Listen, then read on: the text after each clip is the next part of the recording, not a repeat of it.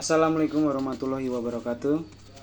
Perkenalkan, kami dari kelompok 1 akan mempresentasikan hasil diskusi kelompok kami tentang rancangan usaha tanaman bonsai dalam bisnis model kampas. Oke, selanjutnya akan dilanjutkan kawan saya oleh Mbak Naura. Mbak Naura, silakan. Perkenalkan, nama saya Azizah Nur Amatullah dengan NIM 202100076.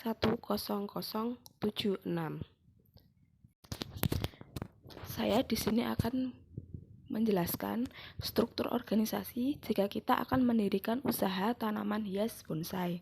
Struktur organisasi tersebut meliputi paling atas ada pemimpin dan penanggung jawab, lalu di bawahnya ada kepala bagian administrasi dan kepala bagian keuangan. Di bawahnya lagi ada bagian tanaman hias bonsai, bagian produksi, serta bagian operasional. Lalu di paling bawah ada tenaga kerja lapang.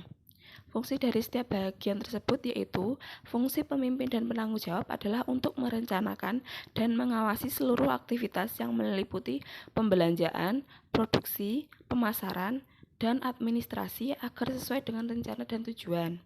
Lalu ada kepala bagian administrasi yang berfungsi untuk bertanggung jawab terhadap segala dokumen, data, serta segala hal administratif yang berkepentingan dengan perusahaan. Kepala bagian keuangan bertugas untuk mengelola seluruh keuangan usaha. Bagian tanaman hias bertugas untuk mengawasi perjalanannya budidaya hingga penjualan serta mengawasi langsung kinerja karyawan. Bagian produksi bertugas untuk mencari bahan tanaman hias dan pergi keluar kota untuk survei pasar tanaman hias, dalam hal ini bonsai. Bagian operasional bertugas untuk menyiapkan segala peralatan dan keperluan yang menunjang untuk bekerja. Lalu, beberapa fungsi tenaga kerja lapangan pada budidaya tanaman bonsai adalah 1. Penyediaan perawatan harian meliputi menyiram tanaman secara teratur, memberikan pupuk sesuai dengan jadwal dan kebutuhan tanaman, menyemprotkan pestisida atau fungisida untuk melindungi tanaman dari hama dan penyakit. Lalu ada pemangkasan dan pemeliharaan meliputi melakukan pemangkasan sesuai dengan prinsip-prinsip bonsai untuk membentuk tanaman dan menjaga bentuk serta ukuran tanaman hias bonsai agar tetap indah dan seimbang. Lalu ada pindah tanam dan atau reporting, yaitu melakukan proses pindah tanam sesuai dengan kebutuhan bonsai serta memastikan media tanam yang digunakan tetap subur dan mendukung pertumbuhan tanaman bonsai. Lalu ada lagi monitoring kondisi tanaman, yaitu memantau perkembangan tanaman termasuk pertumbuhan, daun, ranting, dan akar. Lalu mengidentifikasi gejala atau serangan secara dini. Selanjutnya ada manajemen lingkungan tumbuh, yaitu memastikan tanaman mendapatkan pencahayaan yang cukup, mengatur ventilasi dan kelembapan untuk menciptakan lingkungan yang optimal bagi pertumbuhan bonsai. Dan ada pencatatan dan pelaporan, yaitu mencatat perkembangan tanaman termasuk catatan pemangkasan, pemberian pupuk, dan tindakan lainnya, serta melaporkan kondisi tanaman kepada manajemen atau penanggung jawab dari tanaman bonsai ini. Sekian. Perkenalkan, nama saya Ayuningtyas Suharjanti dari kelompok 1 dengan nomor NIM 20 saya di sini akan mempresentasikan slide kedua dari PPT kami, yakni latar belakang dari bisnis kami, yakni bisnis bonsai. Baik, saya mulai. Pada saat pandemi COVID-19 yang tiba-tiba muncul, itu mengakibatkan perekonomian di Indonesia mengalami ketidakseimbangan dan mengalami penurunan yang signifikan. Dikarenakan mengapa? Karena banyak sekali bisnis-bisnis di Indonesia, baik itu bisnis besar maupun bisnis kecil, maupun itu bisnis yang baru beroperasi ataupun yang sudah lama beroperasi berproduksi, mereka mengalami kejutan dikarenakan pandemi ini, sehingga mengalami ketidakseimbangan, ketidakpastian, dan memaksa mereka untuk bangkrut gulung tikar, sehingga mereka juga terpaksa untuk mem-PHK para karyawannya. Maka pada masa pandemi itu banyak sekali kasus-kasus pengangguran di mana-mana dan banyak sekali kasus pemecatan, sehingga angka pengangguran di Indonesia semakin meningkat, semakin meninggi, sedangkan lowongan pekerjaan semakin menurun dan menipis. Tentunya kasus bisnis-bisnis yang bangkrut gulung tikar dengan pengangguran yang meningkat itu sangat berpengaruh, ada kaitannya dengan kestabilan perekonomian di Indonesia.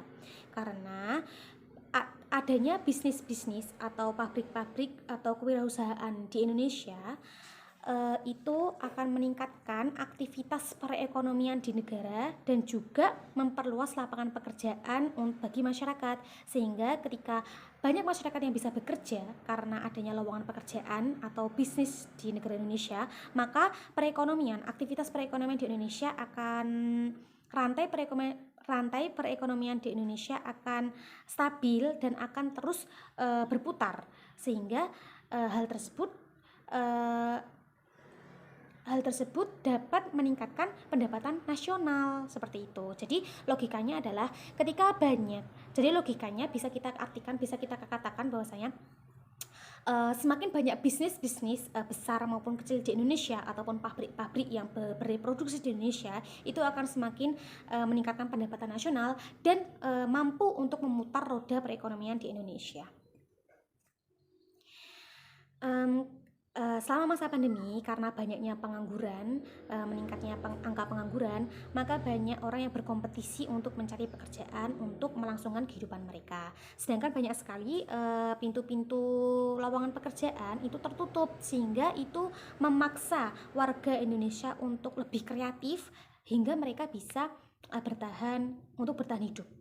Salah satu contohnya adalah banyak sekali pada saat pandemi itu mereka beralih pekerjaan untuk menjadi influencer, untuk menjadi konten kreator, dan banyak orang yang mencoba peruntungan dengan membuka toko di laman online seperti di e-commerce, Shopee, Lazada, dan sebagainya. Ada pula orang-orang yang mencoba peruntungan melewati hobi mereka. Salah satu contohnya adalah orang yang hobinya memelihara hewan, mereka bisa berternak dan menjual hewan peliharaan mereka, seperti kucing, anjing, atau ayam yang bisa menjadi makanan pokok bagi Indonesia.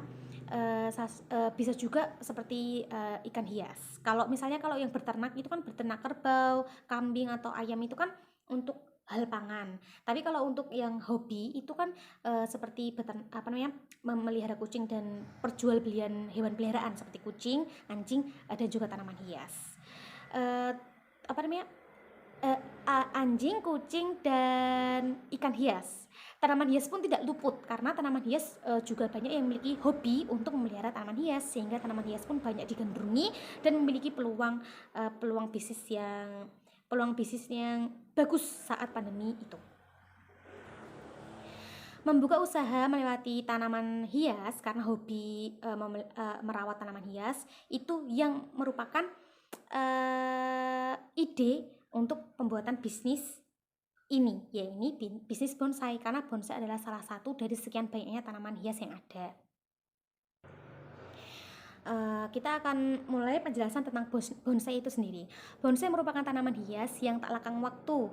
Walaupun itu akan di masa depan ataupun masa lalu, bonsai akan selalu populer dan tidak akan lekang waktu, karena bonsai merupakan tanaman hias yang unik dan memiliki kekhasannya sendiri. Selain bonsai itu tak lekang waktu, tanaman populer yang tak lekang waktu, bonsai memiliki keunikan sendiri, keistimewaan sendiri. Nah, dan karena keunikan dan keistimewaan ini, bonsai biasanya dijual dan dibrandol dengan harga yang sangat fantastis, hingga bisa mencapai ratusan juta. Alasan utama mengapa bonsai berharga sangat tinggi dikarenakan tanaman bonsai ini merupakan tanaman yang bisa bertahan lama hingga ratusan tahun jika tanaman bonsai ini dirawat dengan baik.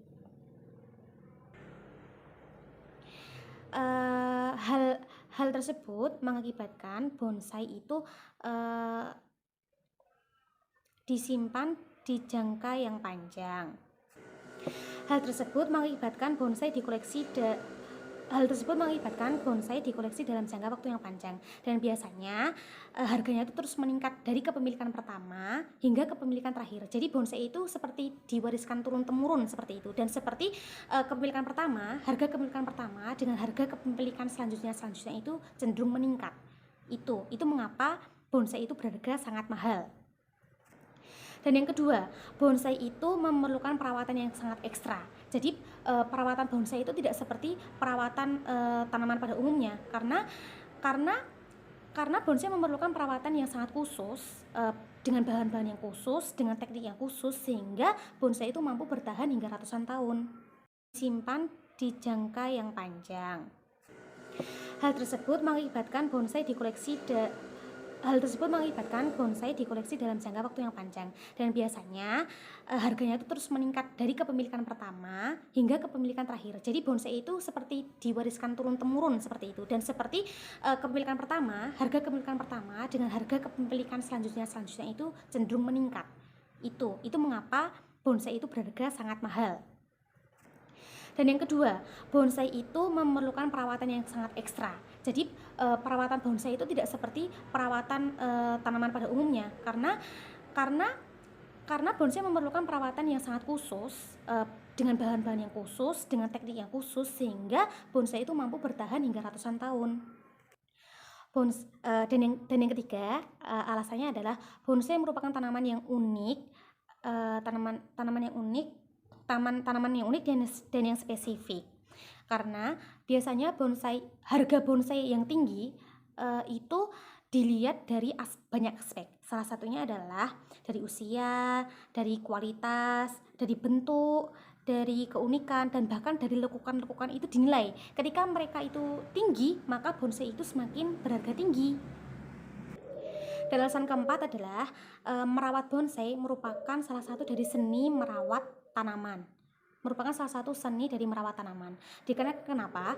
Karena perawatan bonsai itu, yang tadi saya ucapkan adalah perawatan bonsai itu harus memiliki perawatan yang khusus dengan bahan-bahan yang khusus, dengan teknik-teknik yang khusus. Dan bahkan biasanya orang-orang yang memiliki keahlian untuk merawat bonsai itu, mereka harus belajar hingga belasan tahun hingga mencapai skill yang luar biasa untuk menciptakan bonsai yang bertahan hingga ratusan tahun. Dan alasan terakhir adalah karena bonsai ini sangat berharga mahal, dilihat dari banyak aspek yang tadi, yaitu dengan perawatan yang khusus, dengan keahlian yang harus dicapai bertahun-tahun, merupakan seni merawat tanaman dengan keunikan dan sebagainya. Bonsai ini memiliki alasan yang terakhir, yaitu bonsai ini dapat dijadikan barang investasi. Seperti banyak orang yang investasi terhadap tanah, investasi terhadap perhiasan dengan tas-tas berbrand seperti Dior dan sebagainya. Dan ini tanaman bonsai itu juga merupakan salah satu tanaman yang bisa dijadikan barang investasi. Begitu penjelasan slide kedua, akan dilanjutkan slide yang lainnya. Sekian, terima kasih. Perkenalkan, saya Freedom Febrian Muluhurka, NIM 2021009088. Di sini saya akan menjelaskan tentang deskripsi produk. Yang pertama, bonsai cemara atau pinus adalah miniatur pohon cemara yang diubah melalui seni bonsai. Daunnya kecil dan jarang menciptakan tampilan yang kompak dan indah. Batang sering dibentuk dengan teliti, menciptakan karakteristik yang unik. Bonsai cemara biasanya memberikan nuansa alam dan ketenangan dalam desainnya. Bonsai cemara biasa dijual dengan harga 40.000 sampai 1 juta. Yang kedua ada bonsai beringin. Bonsai beringin adalah tanaman miniatur yang berasal dari keluarga Pinaceae. Daunnya kecil dan jarang menciptakan tampilan yang elegan. Batangnya sering diatur dalam desain yang artistik, menciptakan kesan pohon yang tua. Meskipun ukurannya kecil, bonsai beringin sering dipilih karena kemampuannya untuk bertahan dalam berbagai kondisi lingkungan. Bonsai beringin biasa dijual dengan harga 50.000 sampai dengan 300. Yang ketiga ada bonsai bougainvillea. Bonsai bougainville menampilkan kecantikan dan dedaunan yang kompak dan berbunga berwarna cerah. Cabangnya dapat diatur untuk menciptakan bentuk yang elegan, seringkali dengan gerakan dalam kontrol yang menarik. Bonsai ini dikenal dengan kuncup bunganya yang kecil, mirip kertas berwarna, yang menambahkan daya tarik visual. Perawatannya membutuhkan perhatian khusus terhadap pemangkasan dan penyiraman, tepat untuk memastikan pertumbuhan yang sehat dan bentuk yang indah. Bonsai bougainville biasa dijual dengan harga 50.000 sampai dengan 1 juta. Yang keempat ada bonsai anting putri. Bonsai anting putri atau juga dikenal sebagai Ficus benjamina memiliki dedaunan hijau yang lebat dan kecil. Cabangnya yang halus dan fleksibel memungkinkan untuk membentuk desain yang gracile. Bonsai ini sering dikenal dengan akar yang terbentuk di atas permukaan tanah, menambah sentuhan unik pada tampilannya. Perawatannya melibatkan pemangkasan yang teratur, penyiraman yang cukup, dan penempatan di lokasi yang mendapatkan cahaya yang cukup untuk mempertahankan kesehatan dan keindahannya. Bonsai anting putri biasa dijual dengan harga 35.000 atau 25.000. Kelima, ada bonsai sama Jawa. Bonsai sama Jawa atau dikenal sebagai Podocaprus aloganthus memiliki dedaunan yang kompak dan berbentuk jarum, menciptakan tampilan yang rapi dan bersih. Bentuknya sering Yang kelima, ada bonsai sama Jawa. Bonsai sama Jawa. Yang kelima, ada bonsai asam Jawa. Bonsai asam Jawa memiliki dedaunan yang kecil dan sering dikekang. Yang kelima, ada bonsai asam Jawa. Bonsai asam Jawa memiliki dedaunan yang kecil dan sering kali rimbun, menciptakan tampilan yang kompak. Pohon ini dikenal dengan batang yang lentur dan cabang yang bisa diatur dengan baik untuk menciptakan bonsai yang indah. Bonsai asam Jawa dijual dengan harga 700.000 sampai dengan 1 juta. Yang keenam, ada bonsai lantana.